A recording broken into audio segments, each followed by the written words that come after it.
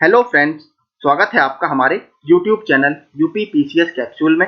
I hope आप सभी अच्छे होंगे और आपकी तैयारी अच्छी चल रही होगी।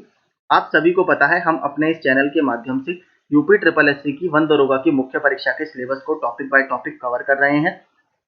उसी संबंध में जितने भी बचे हुए टॉपिक्स हैं वो मैं यूथ कंपटीशन टाइम्स की वन दरोगा की मुख्य परीक्षा की जो बुक आ रही है नई परीक्षा रिफ्रेशर के नाम से उससे कवर करा रहा हूँ। इससे पहले मैं इसमें टॉपिक 19 प्लस टॉपिक 1 बनाकर मैंने एक वीडियो अपलोड कर दिया है। उसके बाद मैंने एक mutation of forest land in revenue records ये भी मैंने वीडियो बना दिया है। आज हम जो बात करेंगे फॉरेस्ट सेटलमेंट या वन बंदोबस्त कैसे किया जाता है उसके बारे में बात करेंगे।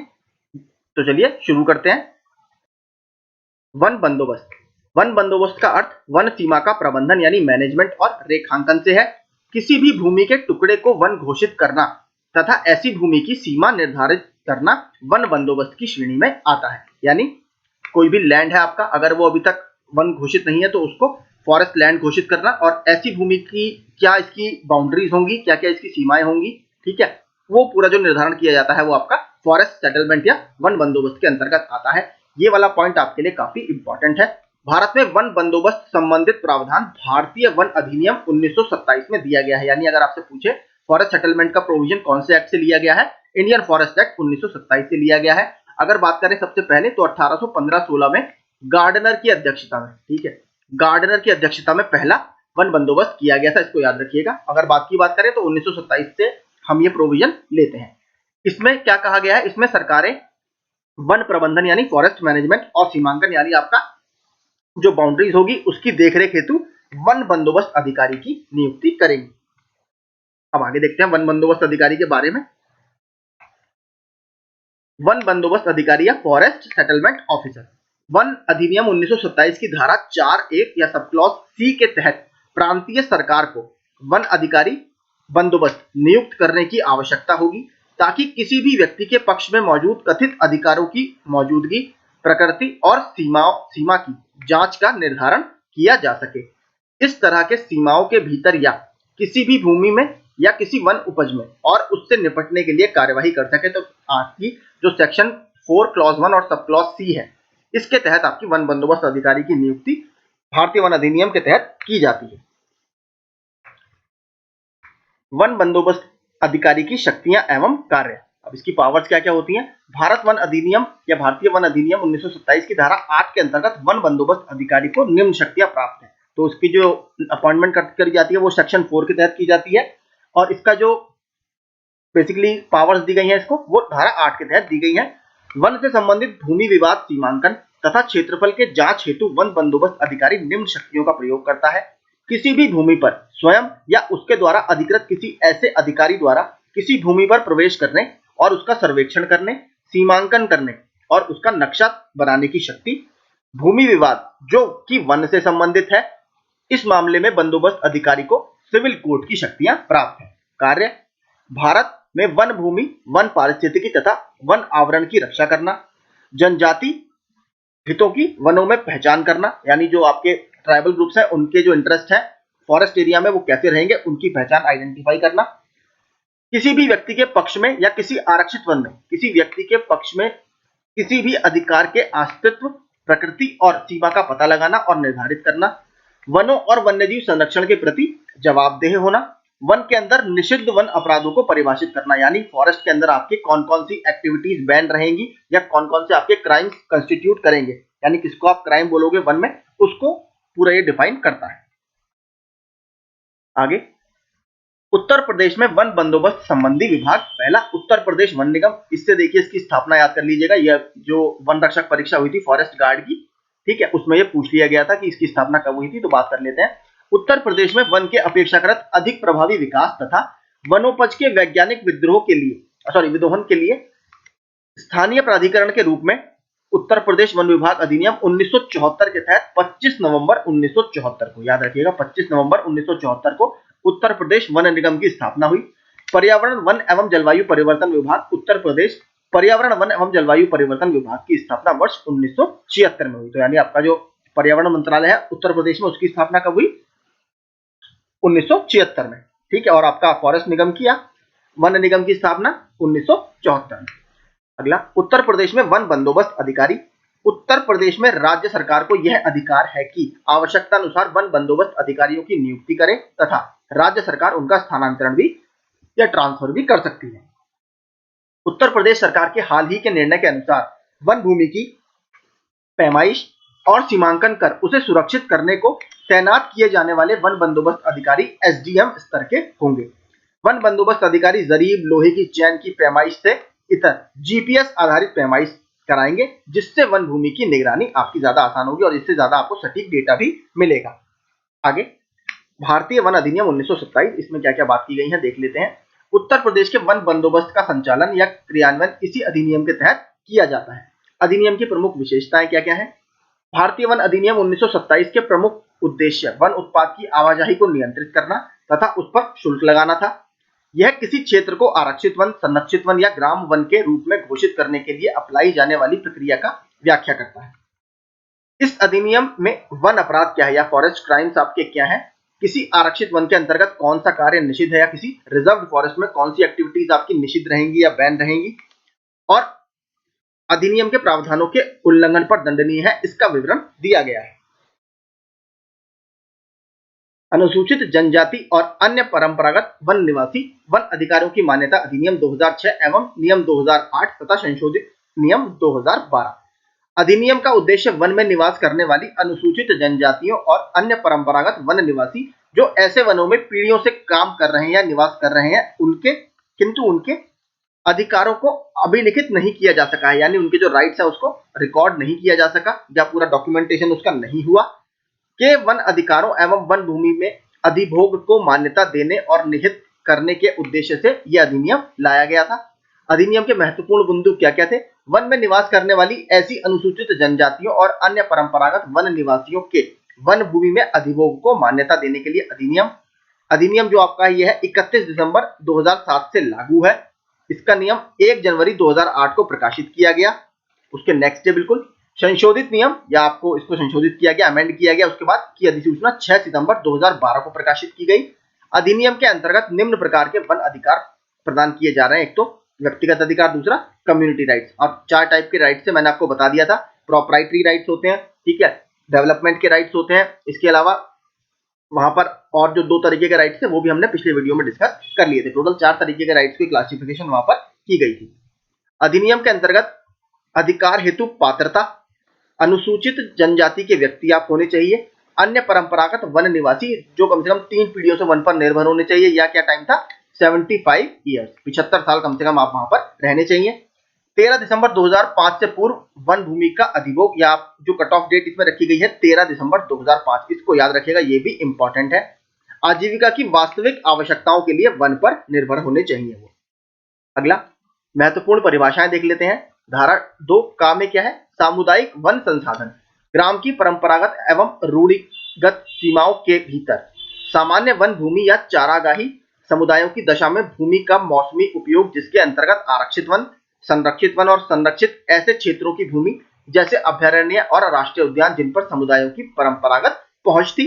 धारा 2 खा वन में निवास करने वाली अनुसूचित जनजाति, अनुसूचित जनजातियों के ऐसे सदस्य या समुदाय जो प्राथमिक रूप से वनों में निवास करते हैं और जीविका की वास्तविक आवश्यकताओं के लिए वनों या वन भूमि पर निर्भर है। जैसे हमारे जो माइनर फॉरेस्ट प्रोड्यूस होते हैं, अगर ये उन पर निर्भर है तो इनको ट्राइबल माना जाएगा। इसमें अनुसूचित जनजाति तथा चारागाही समुदाय भी शामिल है।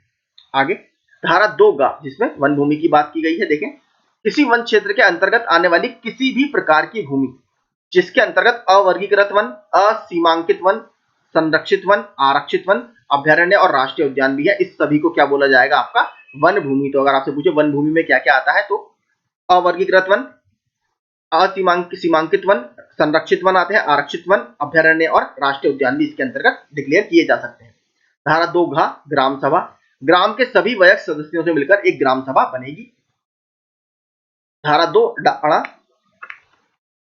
आवास, आवास के अंतर्गत ऐसा क्षेत्र भी है जिसमें आदिम जनजाति समूह और अन्य निवासी अनुसूचित जनजातियों के आरक्षित वनों और संरक्षित वनों में परंपरागत आवास और ऐसे अन्य आवास बनाकर रह रहे हैं। ये सभी इसमें आवास की डेफिनेशन में आएंगे। अगला धारा 2 देखते हैं। गौण वन उत्पाद यानी माइनर फॉरेस्ट प्रोड्यूस, सभी गैर इमारती वन उत्पाद जिसको आप NTSP बोलते हो, नॉन टिम्बर फॉरेस्ट प्रोड्यूस, यानी गैर लकड़ी वन उत्पाद, जिसमें बांस, झाड़ झंकार, थूट, बेंत, शहद, मोम, तेंदू के पत्ते बीड़ी बनाने के लिए यूज किए जाते हैं, औषधि पौधे या मेडिसिनल प्लांट और जड़ी बूटियां, ये सब इसमें हर्ब्स वगैरह इसमें शामिल है। धारा 2(6) अन्य परंपरागत वन निवासी, आप किसको बोलोगे? ऐसा कोई समुदाय या सदस्य जो 13 दिसंबर 2005 से पूर्व कम से कम 3 पीढ़ियों तक प्राथमिक रूप से वन या वन भूमि में निवास करता रहा हो और जो जीविका के वास्तविक आवश्यकताओं के लिए वनों पर ही निर्भर हो। यहाँ पीढ़ी से तात्पर्य 25 वर्ष की अवधि होगी, यानी 3 पीढ़ी आपका कितना साल हो गया? 75 ईयर्स, जो मैंने आपको बता दिया। धारा 2(जा) ग्राम से तात्पर्य पंचायत उपबंध, अनुसूचित क्षेत्रों पर विस्तार अधिनियम 1996, जो हमने बताया था, पंचायती राज एक्सटेंशन टू शेड्यूल्ड एरिया 1996 में आया है। ये यूपीपीसीएस में भी पूछा जा चुका है, याद रखिएगा इसको।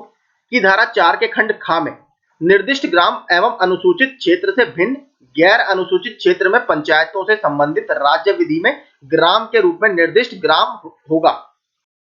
अब बात करते हैं वन अधिकार की या फॉरेस्ट राइट्स की।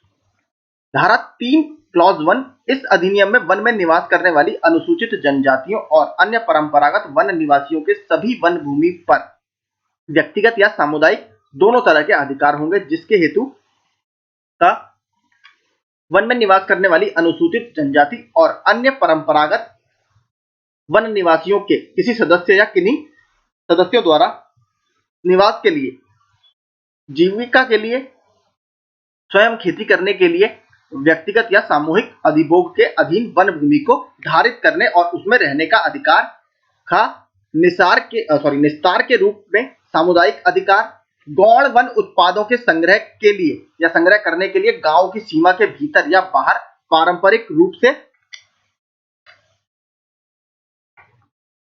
पहुंच और उनका उपयोग और व्ययन का अधिकार, यायावरी या चारागाही समुदायों की मत्स्य और जलाशयों के अन्य उत्पाद, चारागाह स्थापित और घुमक्कड़ दोनों के उपयोग और पारंपरिक संसाधनों तक पहुंच के अन्य सामुदायिक अधिकार। अगला, यथावत पुनर्वास का अधिकार, यानी इन सिटू रिहेबिलिटेशन, जो हमने पिछले वीडियो में भी बात की थी। यहाँ अनुसूचित जनजातियों और अन्य परंपरागत निवासियों को 13 दिसंबर 2005 के पूर्व किसी भी प्रकार की वन भूमि से पुनर्वास के उनके वैध हक प्राप्त किए बिना अवैध रूप से बेदखल या विस्थापित किया हो।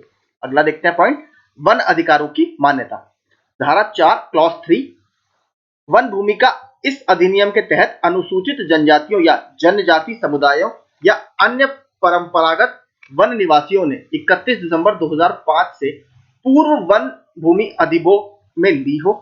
ठीक है, अगला देखते हैं धारा 4 क्लॉज 4 इस अधिनियम में प्रदत्त अधिकार वंशानुगत या हेरिटेबल होगा, किंतु अहस्तांतरणीय या नॉन ट्रांसफरेबल होगा और विवाहित व्यक्तियों की दशा में पति पत्नी दोनों के संयुक्त नाम से होगा। ये इंपॉर्टेंट है, ठीक है, किसी एक के नाम पर ये नहीं होता, ये जो इसमें बेनिफिशियरी होंगे दोनों जॉइंट होंगे। एकल मुखिया की दशा में वारिस की अनुपस्थिति में वंशानुगत अधिकार अगले निकटतम संबंधी को चला जाएगा। धारा 4 क्लॉज 5 इस अधिनियम में वन में निवास करने वाली अनुसूचित जनजाति या अन्य परंपरागत वन निवासियों का सदस्य वन भूमि से तब तक बेदखल नहीं किया जाएगा जब तक की मान्यता और सत्यापन की प्रक्रिया आपकी पूरी नहीं की जाती, तब तक आप उनको नहीं हटा सकते। धारा 4 क्लॉज 6 इस अधिनियम के प्रारंभ में या इस अधिनियम के प्रारंभ होने की तारीख को किसी व्यक्ति या कुटुंब या समुदाय के अधिभोगाधीन भूमि या वास्तविक अधिभोग के अधीन निकटतम 4 हेक्टेयर तक का क्षेत्रफल ही मान होगा। तो मैक्सिमम लिमिट इसमें क्या है आपकी? 4 हेक्टेयर। इसको भी याद रखिएगा, इस तरीके से प्रश्न आपके बनने के चांस है। ठीक है, कट ऑफ डेट मैं आपको बता चुका हूं, दिसंबर 2005, 13 दिसंबर 2005 इसमें रखी गई है और जो मैक्सिमम एरिया होगा कितना होगा? 4 हेक्टेयर। वन अधिकार पत्र जारी करने हेतु प्रक्रिया, यानी आपका जो फॉरेस्ट राइट्स का आपका सर्टिफिकेशन मिलेगा, लेटर मिलेगा, वो क्या प्रक्रिया है उसकी पूरी? ग्राम सभा में दावों को प्रस्तुत किया जाना, ग्राम सभा द्वारा वन अधिकार समिति को सत्यापन हेतु भेजा जाना, वन अधिकार समिति द्वारा रिपोर्ट ग्राम सभा में पेश किया जाना, ग्राम सभा द्वारा संकल्प पारित कर उपखंड स्तरीय कमेटी को भेजना, उपखंड स्तरीय समिति द्वारा संकल्प पर विचार करके प्रारूप अभिलेख के साथ जिला स्तरीय समिति को भेजना, जिला स्तरीय समिति द्वारा विचार कर अंतिम विनिश्चय करना, स्वीकृत प्रकरणों में अधिकार पत्र जारी करना। अनुसूचित जनजाति और अन्य परंपरागत वन निवासी वन अधिकारों की मान्यता। नियम 2007 के तहत महत्वपूर्ण परिभाषाएं क्या क्या है? नियम 2 खा वास्तविक जीविका आवश्यकताओं का आशय वन भूमि पर स्वयं खेती करके उत्पादन के माध्यम से या उपज के विक्रय से स्वयं की और कुटुंब की मूलभूत आवश्यकताओं की पूर्ति है। साथ ही ऐसे अधिकारों से प्रयोग उद्भूत अधिशेष उत्पाद का विक्रय भी शामिल होगा।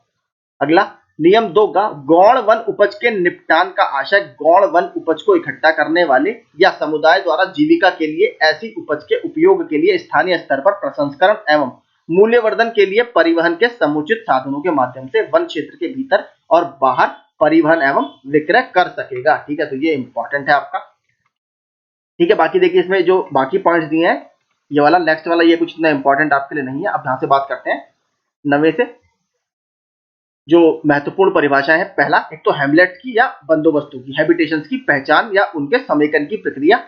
राज्य सरकार यह सुनिश्चित करेगी, ठीक है, स्टेट गवर्नमेंट यह सुनिश्चित करेगी कि प्रत्येक पंचायत उसकी सीमाओं के भीतर हैमलेट्स के समूह या आवास, गैर लेखबद्ध या सर्वेक्षण नहीं किए गए बंदोबस्तों या वन ग्राम या जंगल स्थित ग्राम जो औपचारिक रूप से किसी राजस्व या वन ग्राम का भाग नहीं है की सूची तैयार करेगी और पंचायत के संकल्प के माध्यम से इस अधिनियम के प्रयोजन के लिए ग्रामों के रूप में सम्मिलित प्रत्येक ऐसे आवास या हैमलेट्स या आवासों की संयोजित ग्राम सभा द्वारा इस सूची को पारित कराएगी और ऐसी सूची को उपखंड स्तर की समिति को भेजेगी। तो बेसिकली राज्य सरकार का इसमें रोल है। अगला, उपखंड स्तर की समिति ऐसी सूचियों को समेकित करते हुए या तो विद्यमान ग्राम में जोड़कर या राज्य सरकार द्वारा निर्धारित प्रक्रिया के अनुसरण के पश्चात ग्राम के रूप में औपचारिक रूप दे दिया गया है और जनता की टीका टिप्पणी के उपरांत ऐसी सूचियों को उपखंड स्तरीय समिति द्वारा अंतिम रूप दिया गया है। अगला नियम देखते हैं जो कि ग्राम सभा से संबंधित है। ग्राम पंचायत द्वारा ग्राम सभाओं का आयोजन किया जाएगा जिसमें वह अपने सदस्यों में से कम 10 एवं अधिकतम 15 को वन अधिकार समिति के सदस्य के रूप में निर्वाचित करेंगे, जिसमें कम से कम 2/3 सदस्य अनुसूचित जनजातियों के होंगे। याद रखें 66% आपके एसटी होने चाहिए, शेड्यूल्ड ट्राइब्स होने चाहिए, तथा ऐसे सदस्यों में कम से कम 1/3 सदस्य आपकी महिलाएं होंगी। जहां अनुसूचित जनजातियां नहीं है वहां ऐसे सदस्यों में कम से कम 1/3 महिलाएं होंगी। जहां एसटी नहीं है वहां पर 33% आपकी फीमेल होंगी। वन अधिकार समिति अध्यक्ष और सचिव का चयन करेगी और उसकी सूचना उपखंड स्तरीय समिति को भेजेगी। जब वनाधिकार समिति का कोई सदस्य वनाधिकार का दावेदार भी है तो वह इसी की सूचना समिति को देगा और जब उसके दावे पर विचार किया जाएगा तब वह सत्यापन की कार्यवाही में भाग नहीं लेगा, यानी वेरिफिकेशन वगैरह में भाग नहीं लेगा। वनाधिकार समिति संशोधित नियम 2012 के तहत लागू होने की तारीख से पूर्व पहले से मान्यता प्राप्त वन अधिकारों या पहले से संस्थित दावों के सत्यापन की प्रक्रिया पर नए सिरे से विचार नहीं किया जाएगा। इसके अलावा आप देखते हैं ग्राम सभा, जिसको मैंने आपको बताया फॉरेस्ट राइट्स एक्ट में काफी पावर दी गई है। इसके कर्तव्य क्या है, ड्यूटीज क्या क्या है। वन अधिकारों की प्रकृति और सीमा का अवधारण करने के लिए कार्यवाही आरंभ करेगी और उससे संबंधित दावों की सुनवाई करेगी।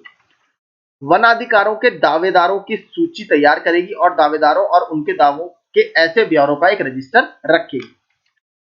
वनाधिकारों के संबंध में दावों पर संकलन हितबद्ध व्यक्तियों और संबंधित प्राधिकारियों को सुनवाई का युक्त अवसर देने के पश्चात पारित करेगी और उन्हें उपखंड स्तर की समिति को भेज देगी। अधिनियम की धारा 4 की उपधारा 2 खंड ड के अधीन पुनर्व्यवस्थापन पैकेजों पर विचार करेगी और अधिनियम की धारा 5 के उपबंधों को कार्यान्वित करने के लिए वन्यजीव, वन और जैव विविधता के संरक्षण अपने सदस्यों में से 2 समितियों का गठन करेगी। इसके लिए कमेटी बनाएगी। उक्त नियम डा के अधीन गठित समिति सामुदायिक वन संसाधनों या कम्युनिटी के जो CFR है यानी कम्युनिटी फॉरेस्ट रिसोर्सेज, सामुदायिक वन संसाधनों के न्यायपूर्ण प्रबंधन यानी जुडिशियल मैनेजमेंट के लिए परिरक्षण और प्रबंधन की योजना तैयार करेगी। परिवहन परमिट एवं वन उत्पादों के विक्रय से आय का उपयोग संबंधित समिति के अनुमोदन के उपरांत किया जाएगा। देखिए ये जितने भी फॉरेस्ट राइट्स एक्ट में ग्राम सभा के कार्य हैं इनको आप अच्छे से पढ़िएगा, ये लगातार पूछे जा सकते हैं क्योंकि ग्राम सभा को इसमें काफी पावर दी गई है। ग्राम सभा के अधिवेशन में गणपूर्ति ग्राम सभा के 50% सदस्यों से होगी। जैसे हमारे यहाँ लोकसभा वगैरह में 1/10 होता है, यहाँ पर 50% होता है, ठीक है, जिसमें उपस्थित सदस्यों में से कम 1/3 आपकी महिलाएं होनी चाहिए, तभी आपकी मीटिंग शुरू होंगी। अगला नियम देखते हैं जो डिस्ट्रिक्ट लेवल पर आपकी कमेटी होती है उससे संबंधित है। राज्य सरकार द्वारा जिला स्तरीय समिति का गठन किया जाएगा। तो कौन करेगी, स्टेट गवर्नमेंट। जिला कलेक्टर अध्यक्ष होंगे इसके, मंडल वन अधिकारी या उपवन संरक्षक सदस्य होंगे। जिला परिषद के 3 सदस्य जिनका मनोनयन जिला परिषद द्वारा किया जाएगा, जिसमें कम से कम 2 सदस्य अनुसूचित जनजाति यानी ST कम्युनिटी के होंगे। जनजाति विभाग का परियोजना उप परियोजना अधिकारी अथवा अतिरिक्त मुख्य अधिकारी, 2 परियोजना अधिकारी मोड आपका जिला परिषद के। अगला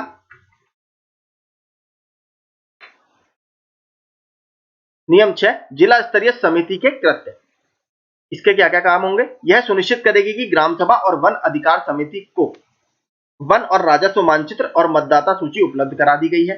सभी दावों विशेषकर आदिम जनजाति समूह, पशुचारकों और यायावर जनजातियों के सभी दावों को शामिल कर लिया गया है और उनका उचित समाधान कर दिया गया है। उपखंड स्तर की समिति द्वारा तैयार किए गए वन अधिकारों के दावों एवं अभिलेख पर विचार करेगी और अंतिम रूप से उनका अनुमोदन करेगी। उपखंड स्तर की समिति के आदेशों से व्यथित व्यक्तियों से प्राप्त अपीलों पर यह सुनवाई करेगी। जो अगर लगता है इनको, जो उपखंड स्तर की कमेटी ने कुछ डिसीजन दिए हैं, अगर कोई पार्टी उससे खुश नहीं है तो वो अपील कर सकती है और उस अपील पर आपकी डिस्ट्रिक्ट जो कमेटी है वही विचार करेगी। अतः जिला दावों के संबंध में अन्य जिलों से समन्वय करेगी। जैसे ही अभिलेख को अंतिम रूप दे दिया जाए, वन अधिकारों के अभिलेख का प्रकाशन या उसका जो पब्लिकेशन है वो सुनिश्चित करेगी। आगे, इस अधिनियम के तहत जारी वन अधिकारों और हक के अभिलेख की प्रमाणित प्रति संबंधित दावेदार एवं संबंधित ग्राम सभाओं को देना भी सुनिश्चित करेगी। इस अधिनियम में जारी सामुदायिक वन अधिकारों और हक के अभिलेख के एक प्रमाणित प्रति संबंधित ग्राम सभा और समुदाय को भी देगी। एक कॉपी आपकी जो संबंधित ग्राम सभा है उसको भी जाएगी। अगला नियम देखते हैं, वन अधिकार समिति द्वारा दावों के सत्यापन की प्रक्रिया। जो दावे किए गए हैं फॉरेस्ट राइट्स को लेकर कि हमारा भूमि अधिकार को लेकर, उस पे जो फॉरेस्ट राइट्स कमेटी है या वन अधिकार समिति है उसके क्या काम है? वन अधिकार समिति संबंधित दावेदार और वन विभाग को सूचना देने के पश्चात स्थल का दौरा करेगी एवं दावे के स्वरूप का और विस्तार तथा साक्ष्य का व्यक्तिगत रूप से सत्यापन करेगी। जो आपने दावे किए हैं क्या वो सही है? दावेदार और साक्ष्यों से अतिरिक्त कोई साक्ष्य या अभिलेख प्राप्त करेगी। यह सुनिश्चित करेगी कि चारागाही और यायावरी जनजातियों के दावे प्राप्त हो गए हैं तथा इनके सत्यापन के समय ऐसे व्यक्ति या समुदाय या उनके प्रतिनिधि आपके उपस्थित वहां पर होने चाहिए। ये जो इंश्योर करेगी वो फॉरेस्ट राइट्स कमेटी ही करेगी। मान्यता दिए जाने योग्य सीमा चिन्हों को अंकित करते हुए प्रत्येक दावे के क्षेत्र के लिए मानचित्र तैयार करेगी।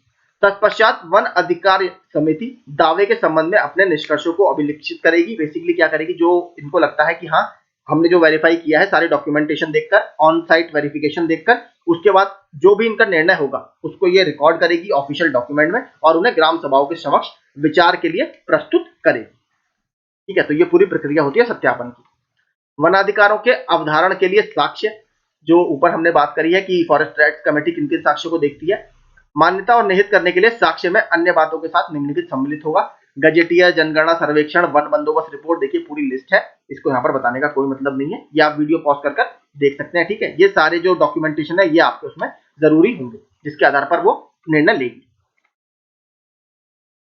ठीक है, ये देखिए पूरा यहाँ पर वही है, ये सारे जितने भी आप डॉक्यूमेंटेशन दे सकते हो। 12वां देखते हैं, सामुदायिक वन अधिकारों के साक्ष्य में अन्य बातों के साथ निम्नलिखित सम्मिलित होंगे: निस्तार जैसे सामुदायिक अधिकार जो कि कम्युनिटी, मैंने आपको बताया इसमें इंडिविजुअल फॉरेस्ट राइट्स भी मिलेंगे आपको और कम्युनिटी फॉरेस्ट राइट्स भी मिलेंगे। दोनों राइट्स की बात फॉरेस्ट राइट्स एक्ट 2006 में की गई है। देखिए इस एक्ट को बहुत अच्छे से पढ़िएगा, प्रश्न मुझे लगता है इससे जरूर बनेगा क्योंकि टॉपिक में आपके दिया है। जनजातियों की संख्या उत्तर प्रदेश में भी है, थारू वगैरह बहुत ज्यादा पाई जाती है, तो इसीलिए ये इंपॉर्टेंट भी है हमारे लिए। निस्तार जैसे सामुदायिक अधिकार चाहे किसी भी नाम से जाने जाते हो। इसमें क्या है आपका, परंपरागत चारागाह, जड़ें, कंद, चारा, वन खाद्य फल और अन्य लघु वन उत्पाद जमा करने के क्षेत्र, मछली पकड़ने के स्थान, सिंचाई प्रणालियां, मानव या पशुधन के उपयोग के लिए जल स्रोत, औषधीय पौधों का संग्रह, जड़ी बूटी औषधियां व्यवसायियों के क्षेत्र, स्थानीय समुदाय द्वारा बनाई गई संरचनाओं के अवशेष, पवित्र वृक्ष या जिसको आप सेक्रेड ग्रोव्स भी बोलते हो। ठीक है, गुफाएं और तालाब या नदी क्षेत्र, कब्रिस्तान या शमशान गृह। ग्राम सभा, उपखंड स्तर समिति और जिला समिति वनाधिकारों की अवधारण करने में ऊपर लिखित एक से अधिक साक्ष्यों पर विचार करेगी। ठीक है, ये जितने भी साक्ष्य ऊपर दिए थे इन पर ये विचार करेगी, जो रिपोर्ट फॉरेस्ट राइट्स कमेटी ने ग्राम सभा के आगे रखी है। ठीक है, तो यही देखिए पूरा हमारा चैप्टर था। इसमें हमने जो भी टॉपिक से संबंधित हमारे इंपॉर्टेंट हो सकते थे इस बुक में जितना दिया है हमने सारा कवर किया है। आई होप ये सेशन आपको काफी पसंद आया होगा और बाकी पार्ट भी मैं सारे टॉपिक्स के जल्दी से ले आऊंगा ताकि हमें रिवीजन करने के लिए काफी टाइम मिल जाए। तब तक आप अपनी पढ़ाई करते रहिए और रिवीजन करते रहिए। Thank you so much.